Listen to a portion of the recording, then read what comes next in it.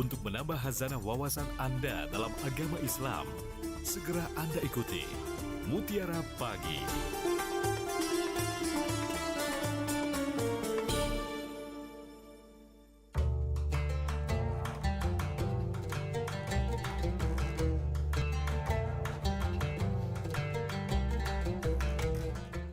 .4 FM Pro 1 RRI Palembang, kanal informasi dan inspirasi, terus hadir menemani Anda pendengar di pagi hari ini.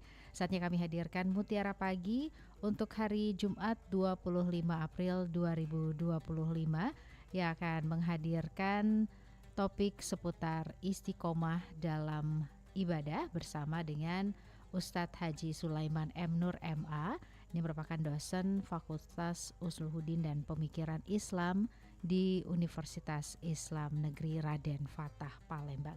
Nah, tentunya nanti pendengar juga dapat bergabung ya melalui line telepon di 0711369977 atau juga bisa bergabung via WA di 082179279090.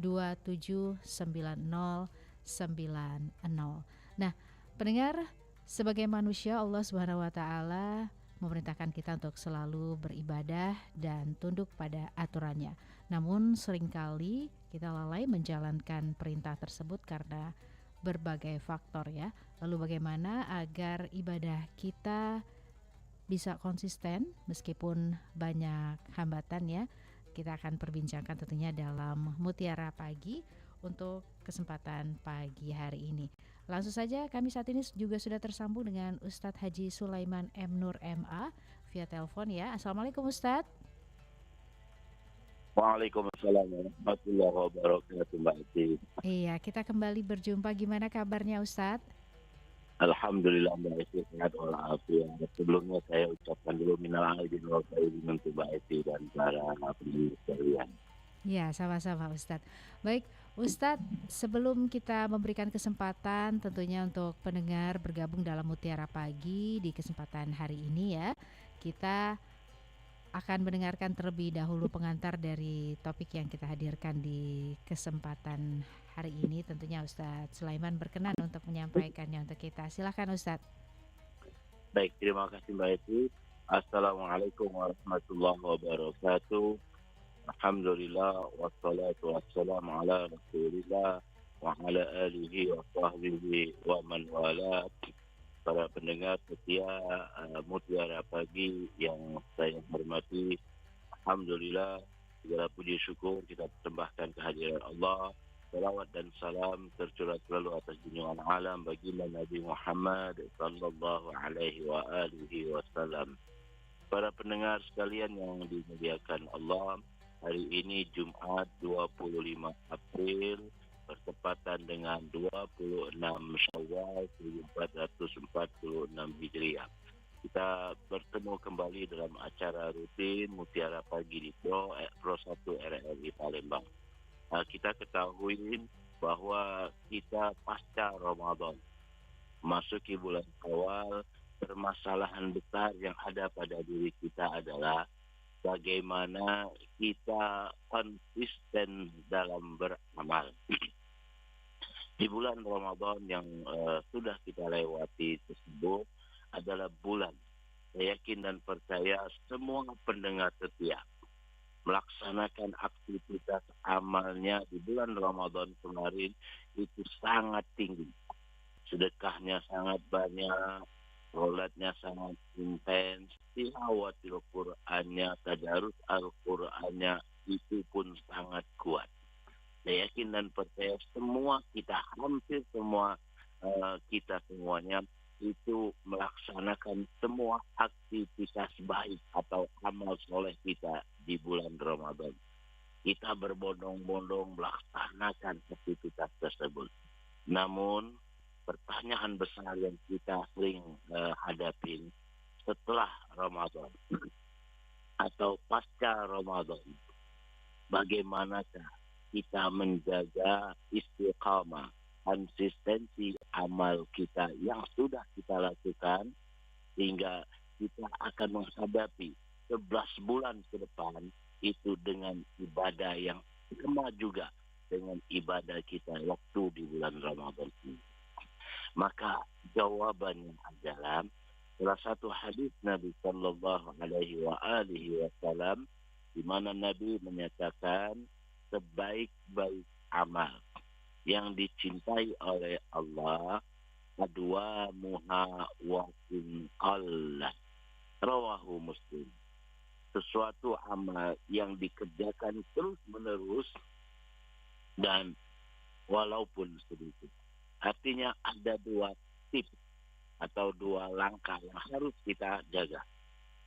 Pertama, perbuatan baik yang kita lakukan di bulan Ramadan, apapun itu, sholat kita, ya, tilawatil Quran kita, ya, sedekah kita, apapun yang kita lakukan, tadarus Al-Quran, tasbih, zikir, maka lakukan terus.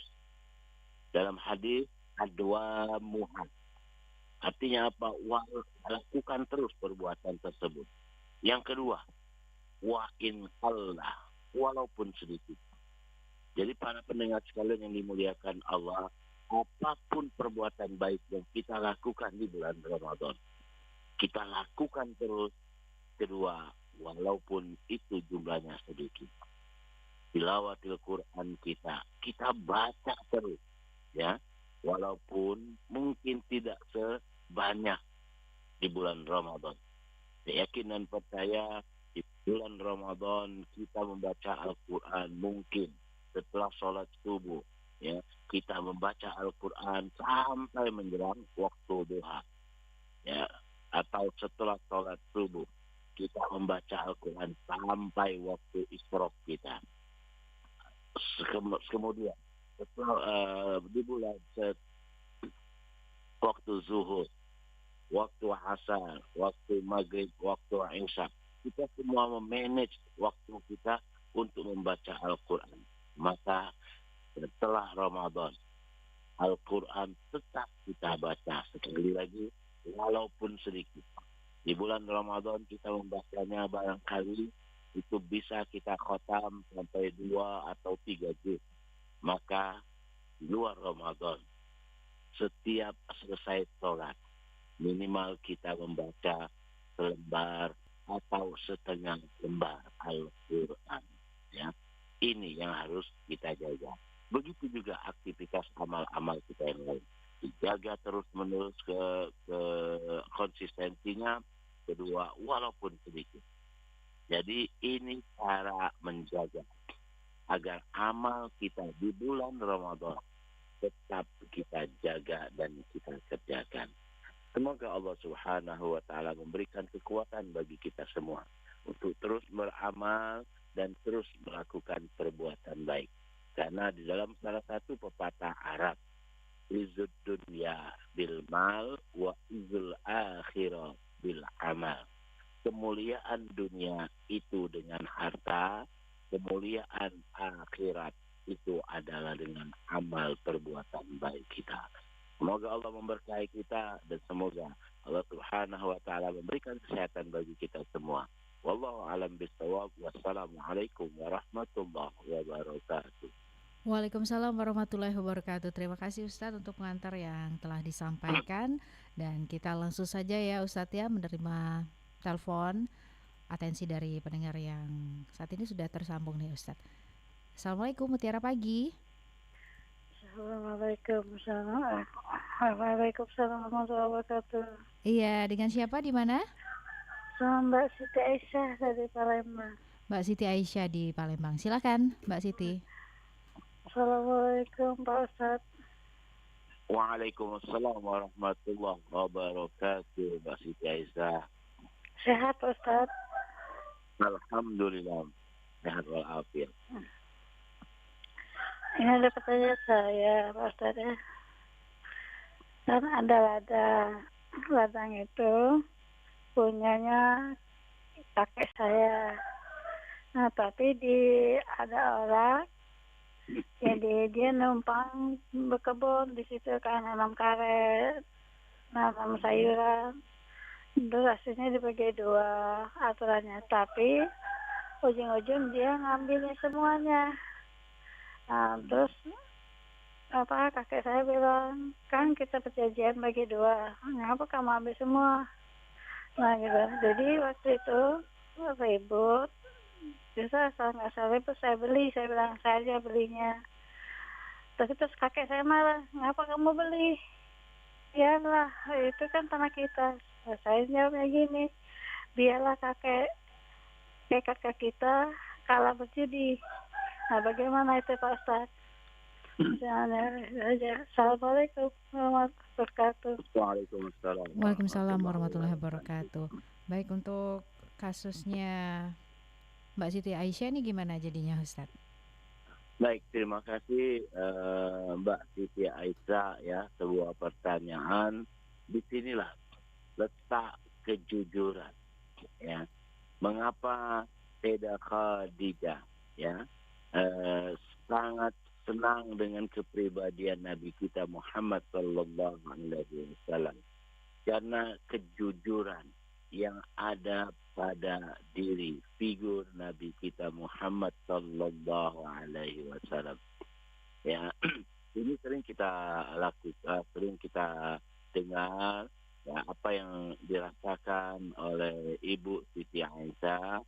Ya, sering kita dengar orang-orang yang sudah awalnya mereka sudah mengikat janji, ya, tetapi ada satu pihak yang mengingkari janji tersebut, ya, sehingga terjadilah percekcokan di pertengahan, ya, atau terjadilah kemudian hal-hal yang tadi kita tidak inginkan sebenarnya. Oleh karena itu Mbak Aisyah atau Ibu Siti Aisyah, apa yang sudah dilakukan oleh orang tuanya itu adalah perbuatan baik, ya, melakukan kongsi kerjasama. Namun apa yang sudah dilakukan oleh lawan kongsinya itu adalah mengingkari janji, sebuah kesepakatan, ya. Ini sehingga apa yang kemudian terjadi, Mbak Aisyah melakukan aktivitas atau keluarga Mbak Aisyah sedang melakukan aktivitas yang kemudian hal tersebut membuat ya kekisruhan di tengah jalan. Ya, disinilah barangkali Mbak Aisyah itu harus dilakukan mediasi atau jalan tengahnya. Siapa tokoh-tokoh, siapa orang-orang yang mungkin bisa memberikan solusi di dalam perjanjian tersebut. Insya Allah, ya, ini akan menjadikan jalan keluar bagi kita semua. Hadanallahu wa iyyakum ajma'in. Terima kasih. Ya baik, kita lanjutkan tentunya kebersamaan menemani pendengar juga pastinya masih melalui Mutiara Pagi Ustadz ya. Ini kita sudah tersambung kembali dengan penelpon Mutiara Pagi. Assalamualaikum warahmatullahi wabarakatuh. Waalaikumsalam warahmatullahi wabarakatuh. Bunda Ida ya? Iya. Bunda Ida, monitor radionya dikecilkan sedikit ya biar nggak feedback Bunda Ida. Iya Mbak. Iya. Sudah? Assalamualaikum Ya, Pak silakan. Ustadz. Waalaikumsalam warahmatullahi wabarakatuh, Mbak Ida.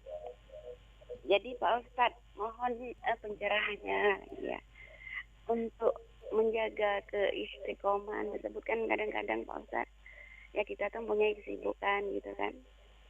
Jadi ya untuk menjaga hal tersebut ya mohon pencerahannya biar kami tuh lebih tahu caranya gimana untuk istiqomah gitu. Ya, itu aja. Terima kasih waktunya. Wassalamualaikum warahmatullahi wabarakatuh. Waalaikumsalam warahmatullahi wabarakatuh. Menjaga keistiqomahan dalam beribadah tentunya Ustadz. Silakan Ustadz. Baik, terima kasih Bunda Ida.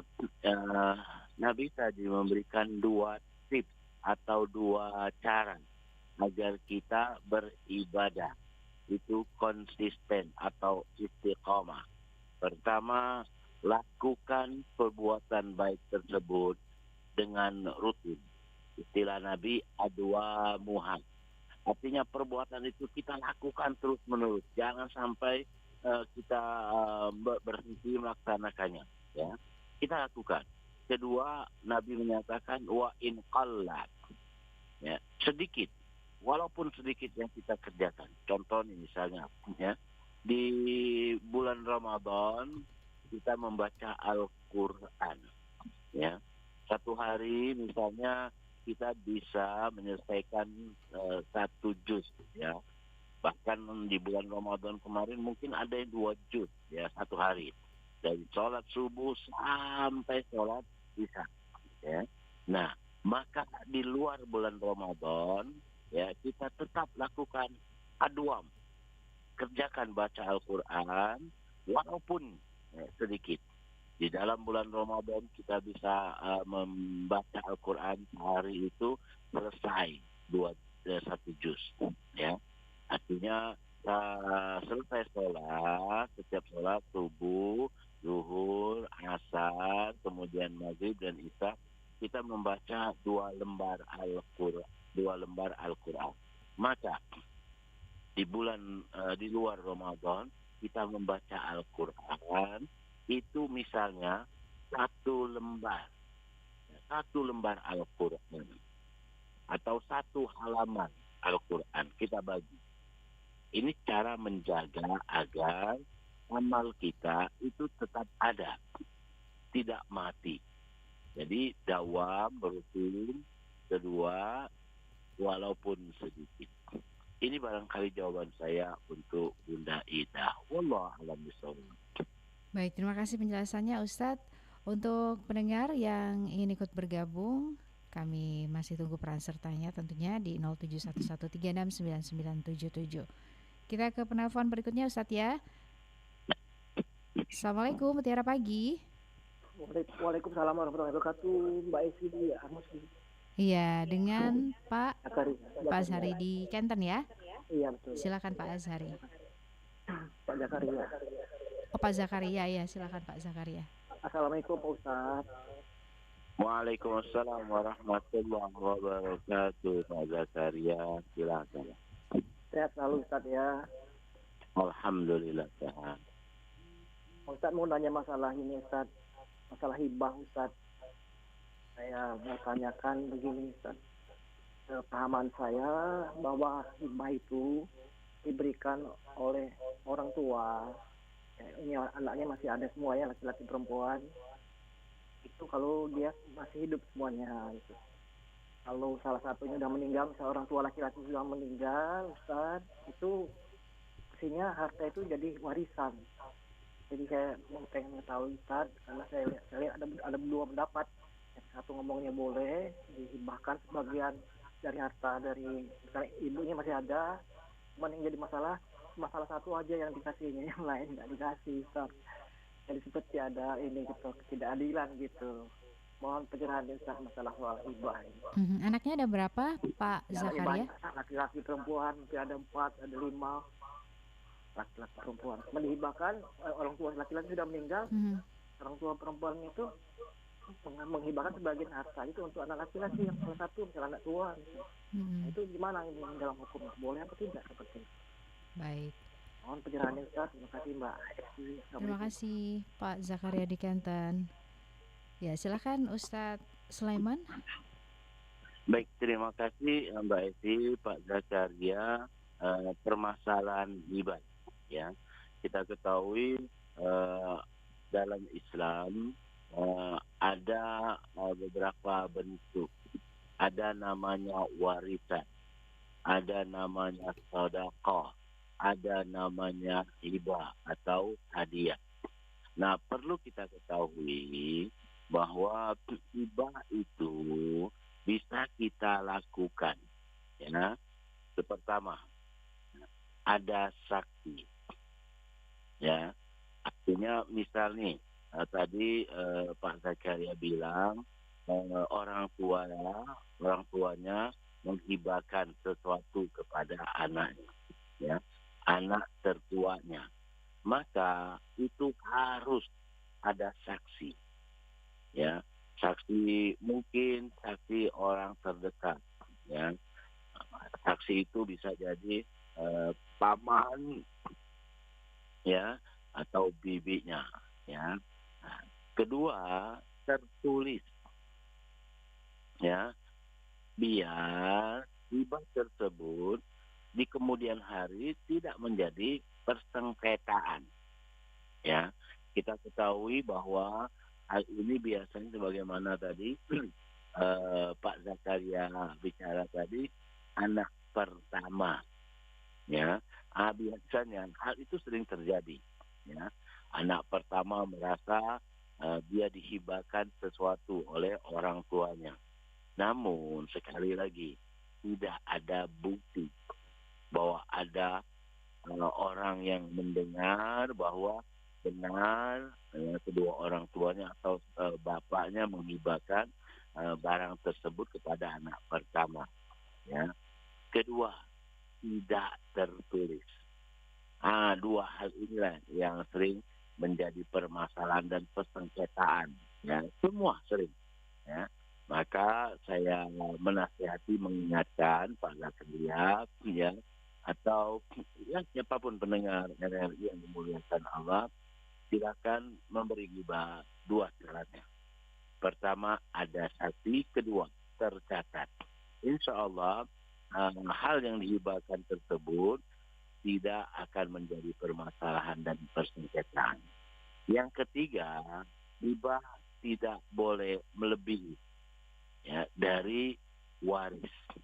Misalnya, saya sebagai orang tua memberikan hadiah ya kepada hibah kepada anak pertama saya, ya, sehektar tanah.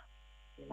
Nah, padahal saya hanya mempunyai 2 hektar tanah, ya, dari 2 hektar dan dari saya mempunyai anak 4, ya, memberikan 1 hektar tanah kepada anak pertama. Meninggal saya, artinya apa? Saya meninggalkan waris 1 hektar tanah yang akan dibagi kepada 4 anak saya. Maka hibah saya tersebut tidak boleh melebihi ya peruntukan untuk anak-anak saya. Jadi hibah tersebut tidak boleh, kalau bahasa sederhananya tidak boleh sangat banyak ya kepada orang yang kita berikan hibah. Ini barangkali jawaban sederhana saya untuk Pak Zakaria, ya. Wallahu a'lam bishawab. Baik, terima kasih untuk penjelasannya Ustadz Sulaiman ya. Sebelum kita lanjut ke WA yang sudah dikirimkan oleh pendengar, kita jeda sebentar Ustadz ya. Tetap terus bersama kami di 92,4 FM Pro 1 RRI Palembang, kanal informasi dan inspirasi.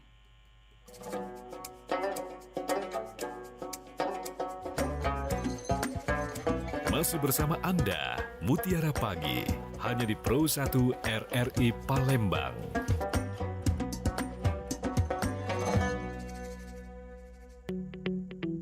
RRI Digital, dengan tampilan baru, berbagai konten kolaborasi dari berbagai program nasional, termasuk siaran visual langsung, siaran radio langsung, daftar putar musik, podcast, berita video, dan berbagai fitur interaksi pengguna dalam permainan.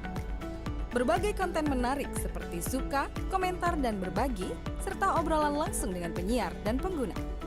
Pesan langsung dan fasilitas obrolan pribadi antara pengguna aplikasi juga tersedia.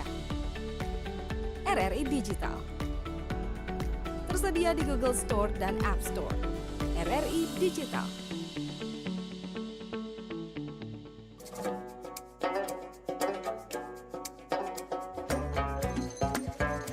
Masih bersama Anda, Mutiara Pagi, hanya di Pro 1 RRI Palembang.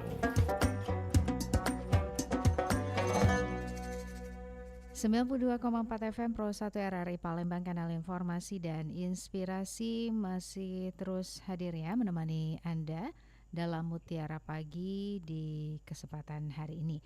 Nah, untuk Anda pendengar yang ingin ikut bergabung, kami berikan kesempatannya juga melalui WA ya di 0811715817. Ini juga kita sudah terima dari pendengar kita yang mengirimkan di Muara Damai, Kecamatan Sembawa. Ada Pak Romli ya Ustadz ya.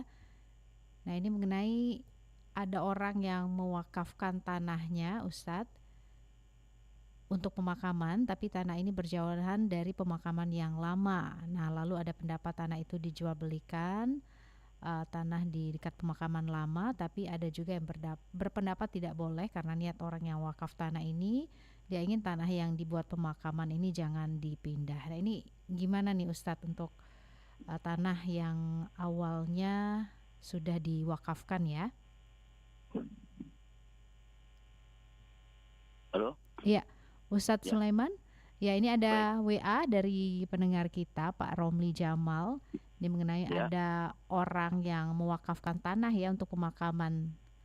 Nah, tanah ini berjauhan dari pemakaman yang lama. Lalu ada pendapat tanah itu dijual belikan, tanah di dekat pemakaman lama, tapi ada juga yang berpendapat tidak boleh karena niat orang yang wakaf tanahnya ini ingin tanahnya dibuat pemakaman, jangan dipindah seperti itu. Oke. Terima kasih Pak Romli ya atas Betul. pertanyaannya tentang wakaf ya. Wakaf tanah, kemudian tanah tersebut diniatkan untuk pemakaman. Namun posisi tanah tersebut jauh dengan posisi pemakaman yang lama. Sehingga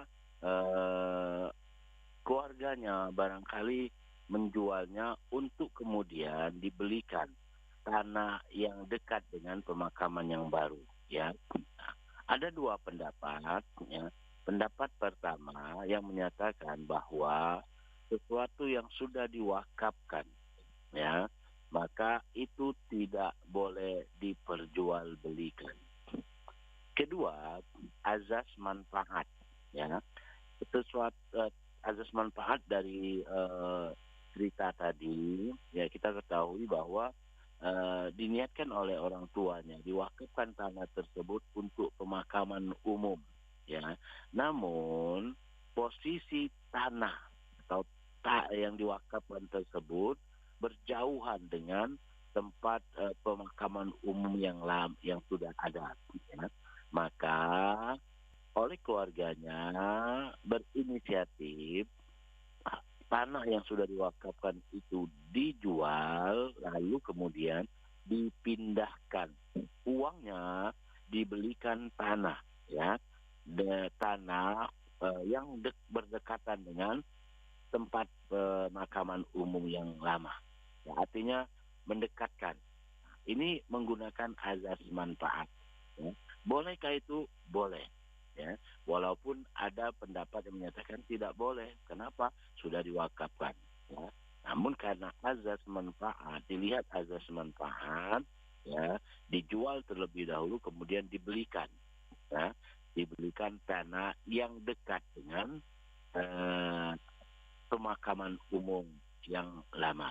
Ini azas manfaatnya, sehingga manfaat dari tanah tersebut bisa kita rasakan, yaitu dijadikan tempat pemakaman umum. Ini jawaban dari saya untuk pertanyaan Pak Romli tadi. Wallahu a'lam bishawab. Ya, baik. Terima kasih Ustadz untuk penjelasannya.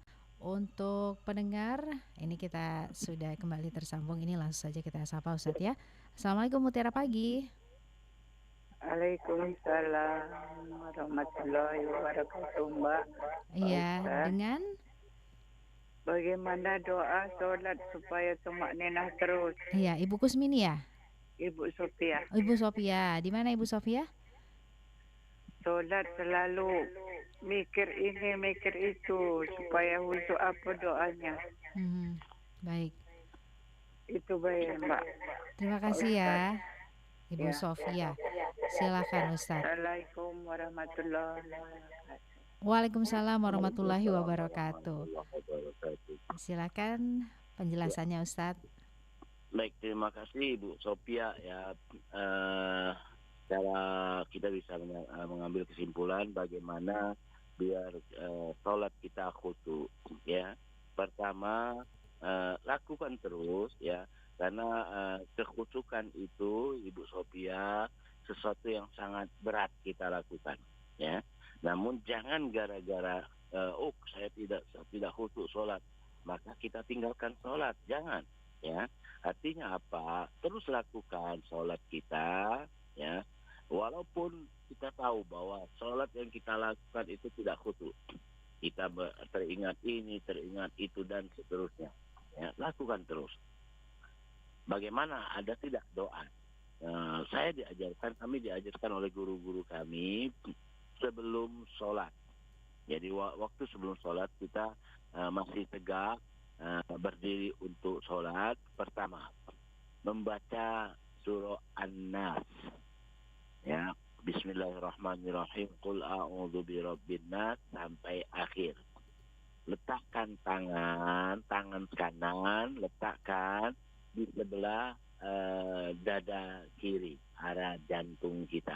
Ya, jadi baca Qul a'udzu birabbin nas 1 kali.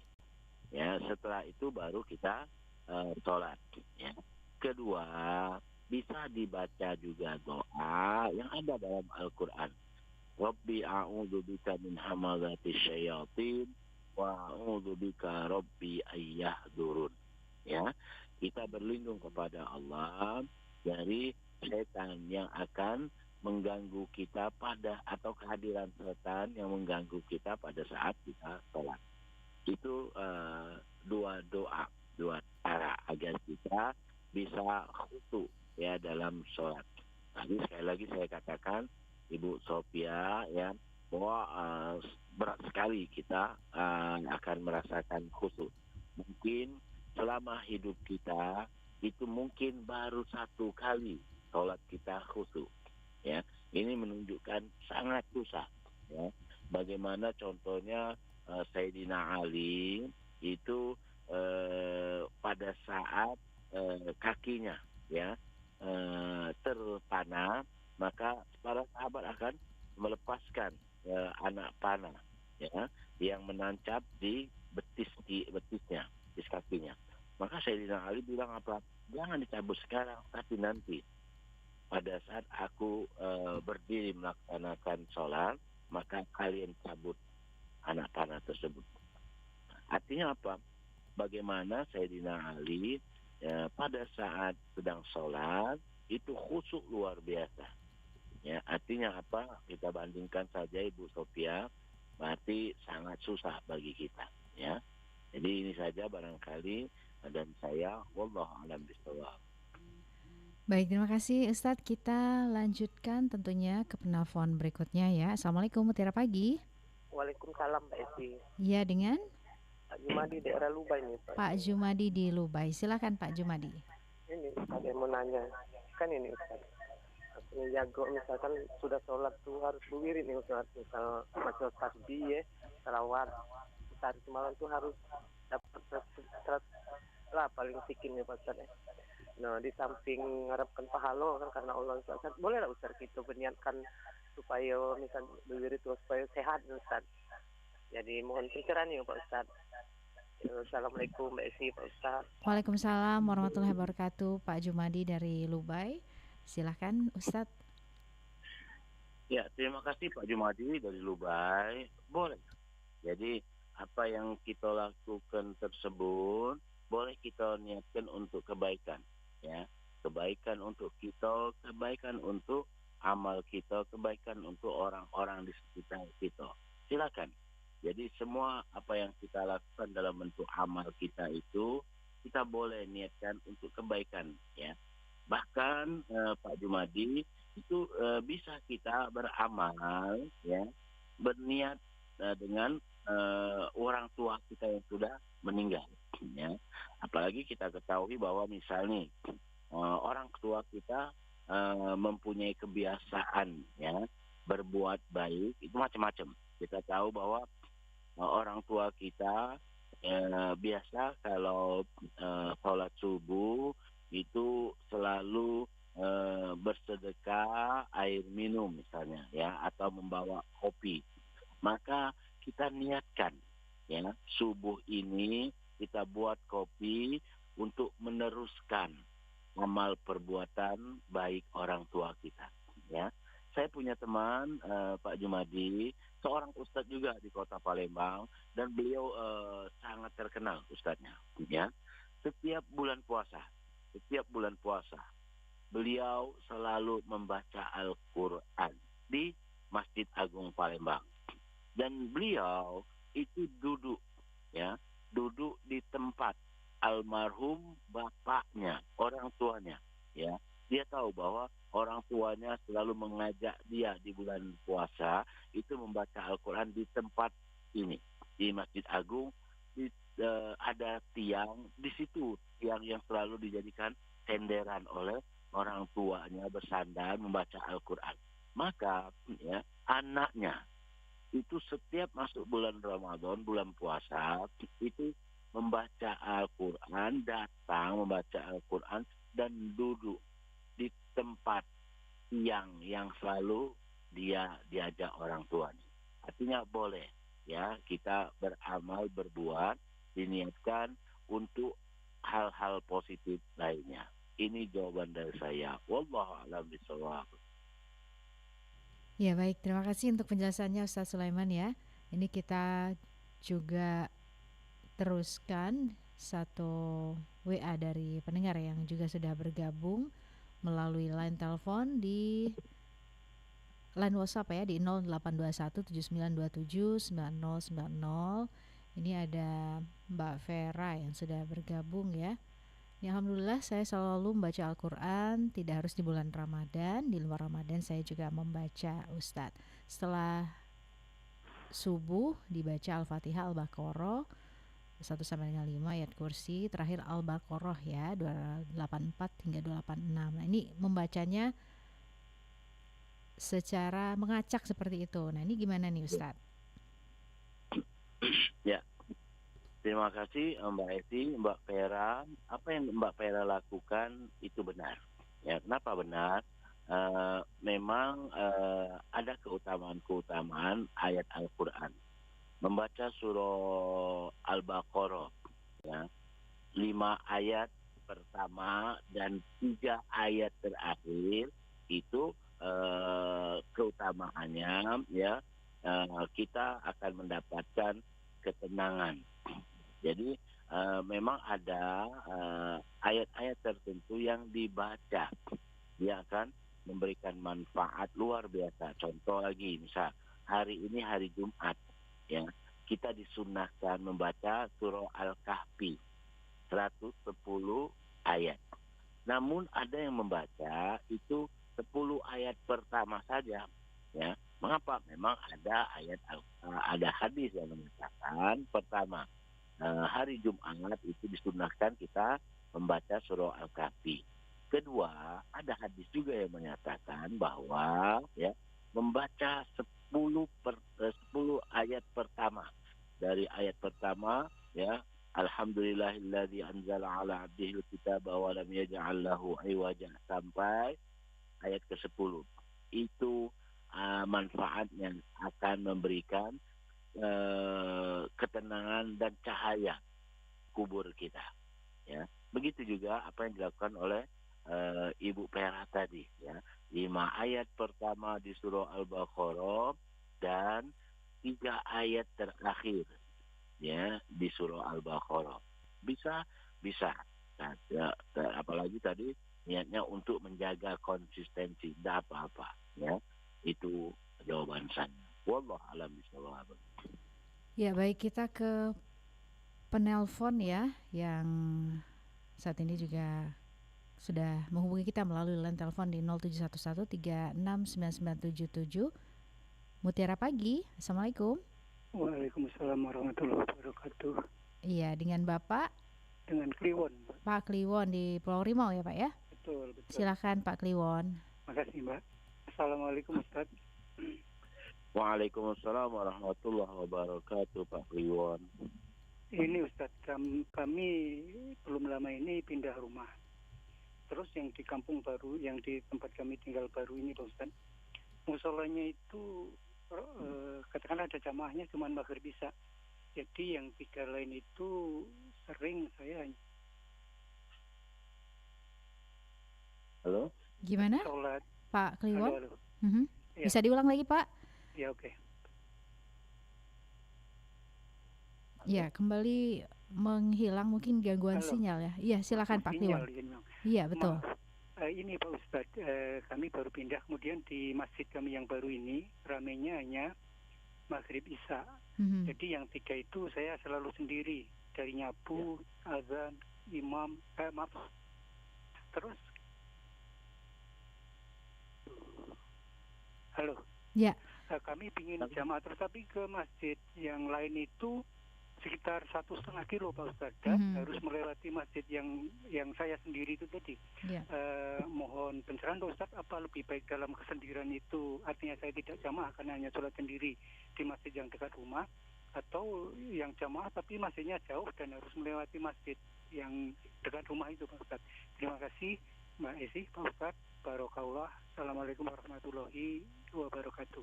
Waalaikumsalam warahmatullahi wabarakatuh. Ini pertanyaan terakhir ya Ustadz ya, dari Pak tadi yang sudah menghubungi kita, Pak Kliwon di Pulau Rimau. Ini yang masjid yang ada di dekat rumahnya Pak Kliwon ini kan ramenya hanya di maghrib sama isya aja gitu ya Ustadz ya. Nah ini gimana nih untuk sholat-sholat lain, karena sendirian gitu ya untuk sholat selain maghrib sama isya. Baiknya gimana nih Ustadz? Baik, terima kasih Mbak Elsie, Pak Kliwon. Apa yang Pak Kliwon ceritakan tadi, pertama apa yang dilakukan oleh Pak Kliwon itu bagus ya, memakmurkan masjid ya. Maka Pak Kliwon pada saat sholat itu ternyata masjid atau musholanya itu hanya akan ada jemaahnya di waktu maghrib dan isya. Kita ketahui barangkali di waktu asar, zuhur, subuh itu jemaahnya tidak ada ya, karena mungkin bekerja dan beraktivitas sehingga tidak ada jemaahnya. Nah, bagaimana solusinya? Apakah Pak Kliwon ke masjid yang jauh dari tempat Pak Kliwon? Jawabannya, Pak Kliwon makmurkan masjid yang terdekat. Makmurkan. Walaupun Pak Kliwon mungkin sholatnya sendiri, tidak ada jemaahnya, makmurkan ya. Karena jika Pak Kliwon ke masjid yang jauh, apalagi tadi 1,5 kilo ya, jauh masjidnya, belum lagi bolak-baliknya, maka itu akan tidak maksimal itu perbuatan baiknya. Maka Pak Kliwon makmurkan masjid yang terdekat dari Pak Kliwon. Ya, mudah-mudahan dengan Pak Kliwon konsisten selalu sholat di tempat masjid yang dekat dengan rumah Pak Kliwon ya.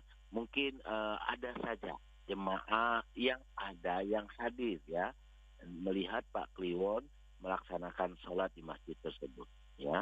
Ini jawaban dari saya untuk pertanyaan Pak Kliwon. Wallahu a'lam bishawab. Ya, Ustadz, kita sudah di penghujung waktu acara Mutiara Pagi untuk kesempatan hari ini ya. Ada pesan penting yang ingin ditambahkan untuk pendengar terkait topik yang kita hadirkan, istiqomah dalam ibadah. Silakan Ustadz. Baik, terima kasih Mbak Evi. Para pendengar Mutiara Pagi yang berbahagia, mari terus kita konsisten menjaga amal baik kita ya, walaupun perbuatan amal tersebut sedikit ya. Kerjakan terus amal baik kita walaupun sedikit. Insya Allah perbuatan yang kita lakukan dengan dawam dan sedikit ini akan membekas dalam kehidupan kita sehari-hari. Ini saja barangkali dari saya. Semoga Allah memberkahi kita dan semoga Allah mengijabah doa-doa kita di hari Jumat yang penuh dengan barokah ini.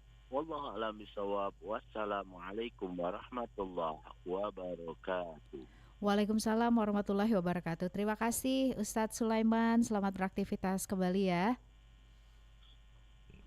Baik, pendengar, demikian dialog Palembang pagi ini ya dalam segmen Mutiara Pagi, istiqomah dalam ibadah. Sudah berbincang tadi bersama dengan Ustadz Haji Sulaiman M. Nur MA, dosen Fakultas Usuluddin dan Pemikiran Islam di Universitas Islam Negeri Raden Fatah Palembang.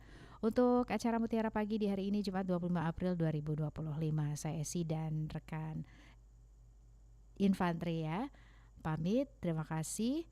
Selanjutnya pendengar akan kami temani melalui warta berita daerah yang disusun tim redaksi pemberitaan RRI Palembang. Wassalamualaikum warahmatullahi wabarakatuh.